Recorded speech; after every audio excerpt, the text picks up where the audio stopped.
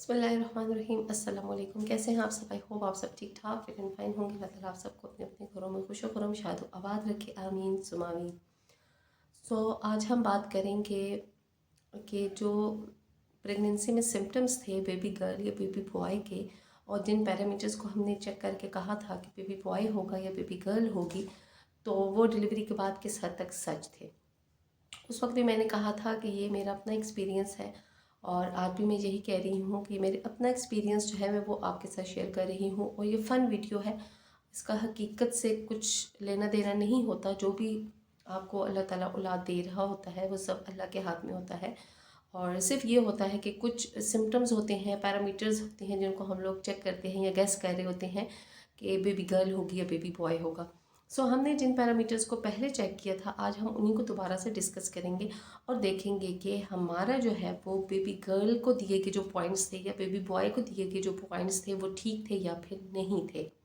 Video को start करते हैं, बट उससे पहले एक छोटी सी रिक्वेस्ट है कि बहुत से व्यूअर्स हैं जो कि चैनल को विज़िट कर रहे हैं, आ रहे हैं, वीडियोस को देख रहे हैं, लेकिन वो चैनल सब्सक्राइब नहीं कर रहे हैं। तो अगर आपको वीडियोस पसंद आती हैं, आपको कंटेंट अच्छा लगता है, तो प्लीज़ वीडियो को लाइक भी कर दिया करें और चैनल को सब्सक्राइब करके बेल आइकन को क्लिक कर दिया करें, ताकि आपको आने वाली तमाम वीडियोस के नोटिफिकेशंस मिल जाएं। अब स्टार्ट करते हैं और वन बाय वन सारे पैरामीटर्स को दोबारा से देखते हैं। फर्स्ट पैरामीटर जो उस वक्त हमने चेक किया था वो था मॉर्निंग सिकनेस। मैंने आपको बताया था कि मुझे किसी भी किस्म की मॉर्निंग सिकनेस नहीं थी, और मॉर्निंग सिकनेस अगर आपको नहीं होती तो ये साइन होता है कि आपका बेबी बॉय होगा, जबकि मेरी बेबी गर्ल हुई है और मुझे पूरे 9th मंथ में कोई भी मॉर्निंग सिकनेस नहीं थी, या मॉर्निंग के अलावा भी मुझे किसी किस्म की कोई भी तकलीफ, परेशानी, वॉमिटिंग, नोज़िया कुछ भी नहीं था। ये भी कह सकते हैं कि एक किस्म का मिथ है, आपको बेबी बॉय हो या बेबी गर्ल हो, किसी भी बेबी में आपको मॉर्निंग सिकनेस या तो हो सकती है या फिर नहीं हो सकती।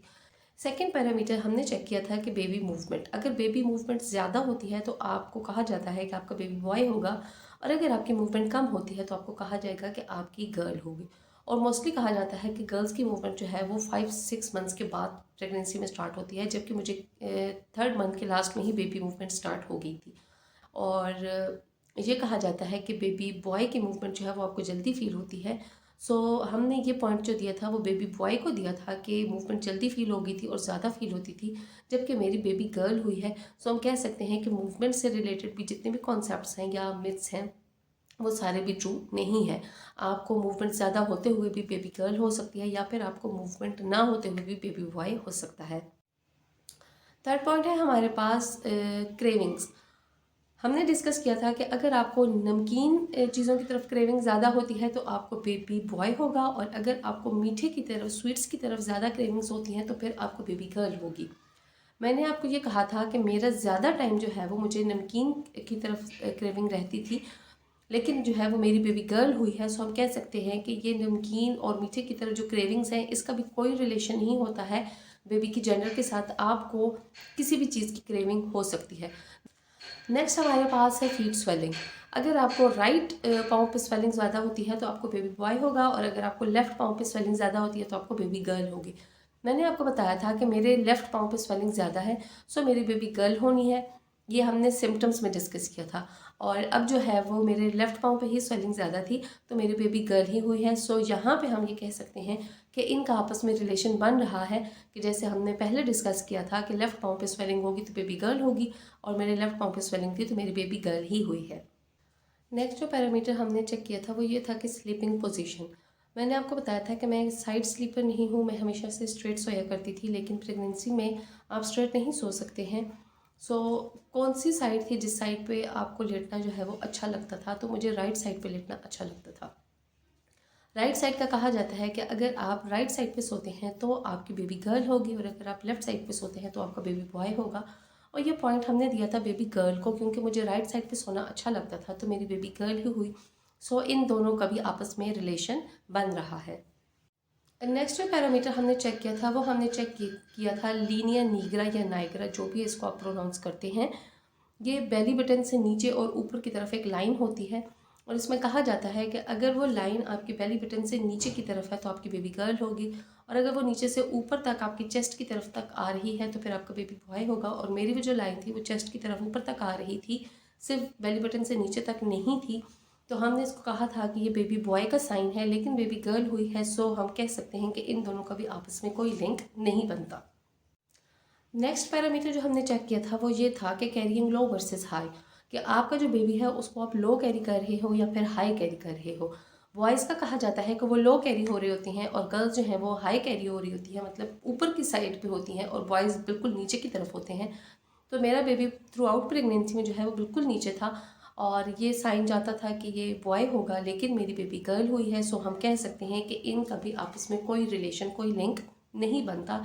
आप लो कैरी कर रहे हो तब भी आपको गर्ल हो सकती है, या फिर आप हाई कैरी कर रहे हो तब भी आपको बॉय हो सकता है। नेक्स्ट जो पैरामीटर था वो हमने चेक किया था मदर्स ब्यूटी, कि जो बेबी गर्ल्स होती हैं वो मदर्स की ब्यूटी ले लेती हैं, और मदर का जो है वो कॉम्प्लेक्शन डार्क हो जाता है, या फिर उनको पिंपल्स या फिर पिगमेंटेशन का इशू हो जाता है।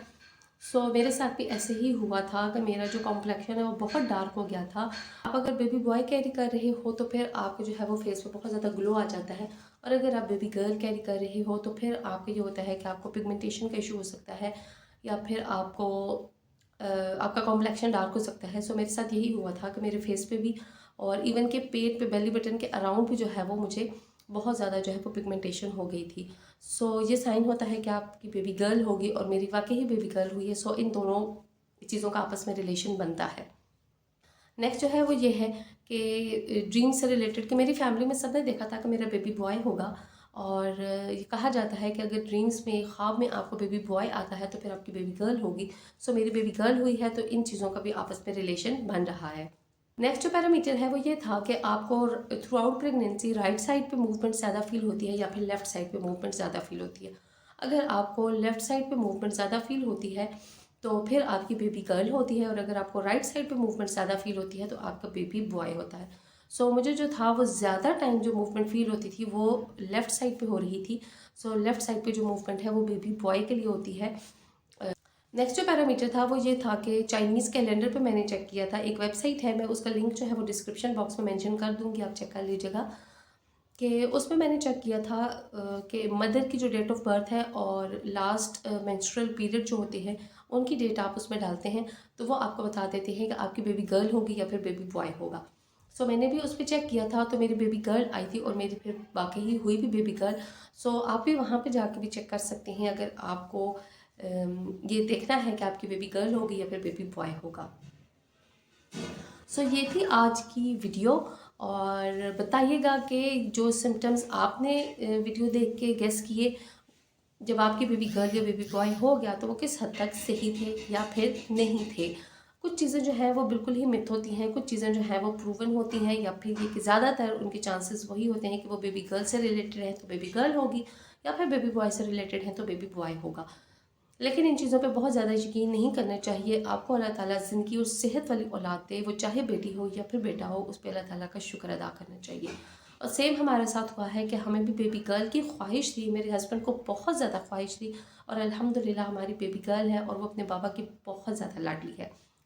हमें अपनी दुआओं में याद रखिएगा, मैं आप सबको अपनी दुआओं में याद रखूँगी, स्पेशली उन बहनों को कि जिनका फ़र्स्ट बेबी होने वाला है और उनको बहुत ज़्यादा ख्वाहिश भी है, और फिर उसके बाद जो है वो उस दिन का बहुत बेसब्री से इंतज़ार भी कर रही हैं।